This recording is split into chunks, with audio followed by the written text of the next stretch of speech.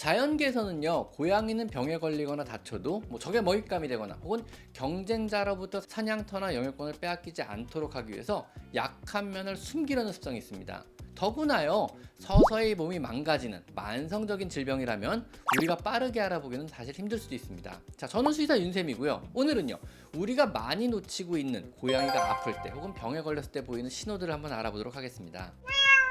자, 먼저 첫 번째는 밥을 잘 먹지 않습니다. 식욕 저하는요, 대표적인 고양이 질병의 시그널입니다. 사람도 동물도요, 아프면 당연히 입맛을 잃게 됩니다. 만약 고양이가요, 밥을 안 먹을 정도로 아프다면은요, 그건 정말 심각한 상황이니까 빠르게 병원에 데리고 가셔서 반드시 어떤 문제가 생긴 건지 확인을 해보셔야 합니다. 우리도 입맛을 잃을 정도면 정말 심각하게 아픈 거 아닌가요? 고양이도 마찬가지입니다. 식사량이 줄었거나 심지어 안 먹기까지 한다면은요, 많이 아픈 거라고 당연히 생각하셔야 합니다. 자, 두 번째로 갑자기 반대로요, 식욕과 활력이 증가하기도 합니다. 그러나 체중은 오히려 감소합니다. 이런 경우는요, 고양이에서 비교적 흔한 질병인 갑상선 기능 항진증 같은 질병일 수도 있습니다. 갑작스런 식욕의 변화는요, 질병을 암시하니까 역시 병원에 꼭 가보셔야 합니다. 세 번째는 체중이 감소합니다. 신부전이나 갑상선 기능 항진증 혹은 당뇨병 같은 고양이가 만성적으로 잘 걸리는 대사계 질병들은요, 반드시 체중 감소를 동반합니다. 만약 체중이요, 평소보다 10% 이상 감소하였다면요,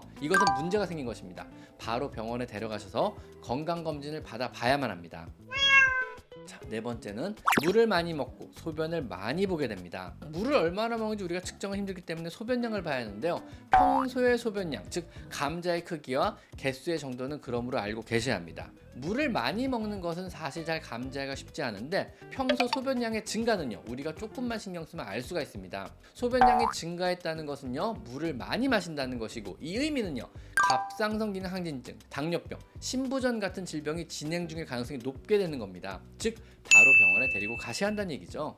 다섯 번째로 저녁에 잘 안 움직이려고 하고 간혹 개고흡을 하기도 합니다. 만약 고양이가요, 심장병이 있다가 이 병이 심해지면요, 보이는 대표적인 징후들입니다. 신비대로 인해 흉통이 생기고 폐수종으로 진행하면요, 호흡이 곤란해져서 입으로 숨을 쉬기도 합니다. 식빵 자세로만 있으려고 하고요, 때로는 혈전으로 인해 갑자기 한쪽 다리를 불편해하고 혹은 절기도 합니다. 사실 이 정도 상태가 되면은요, 이건 정말 응급이니까 빨리 병원에 데리고 가셔야 합니다.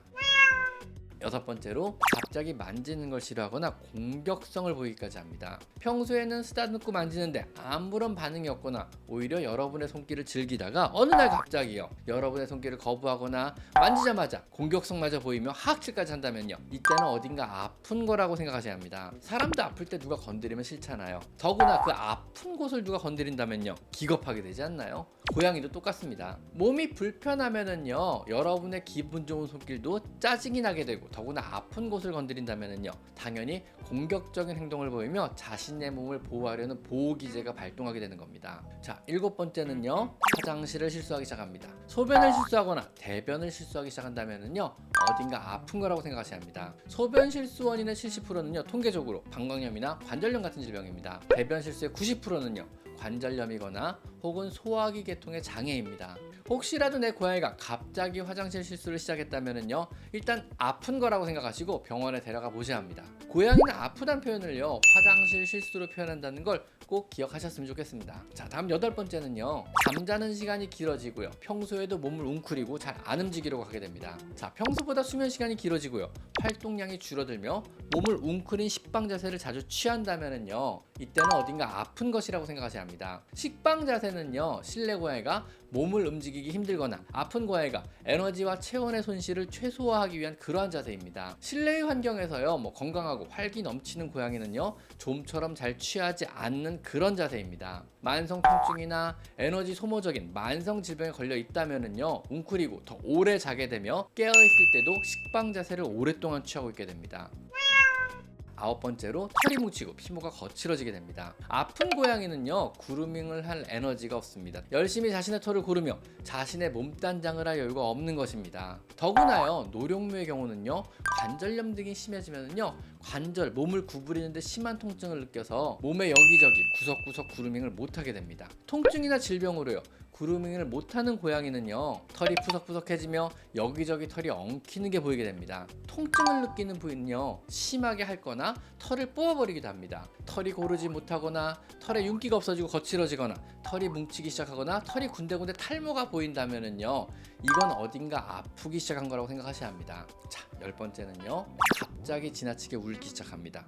성격에 변화가 생기는 거죠. 평소보다 더 많이 집사에게 치대고 우는 경우도 있습니다. 자신의 통증이나 질병이라는 생소한 감각에 대해서 불안감을 느끼고 야옹거리며 의지할 대상인 여러분에게 더 많이 의지하려고 하는 겁니다. 때로는 통증 때문에 평소에 듣지 못하는 이상한 울음소리를 내기도 하며 혹은 비명을 지르기도 하고요. 노령묘의 경우는요, 치매로 인해서 웅얼웅얼 와웅 와웅 이런 소리 웅얼웅얼거리며 돌아다니거나 혹은 성격의 변화가 생겨 울음소리로 짜증을 표현하기도 합니다.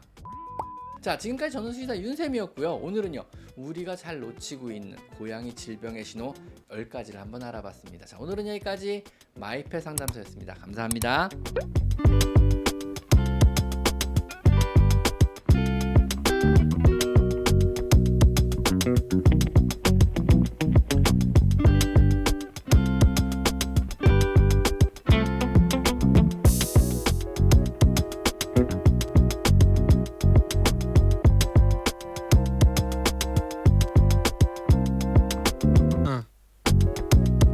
응.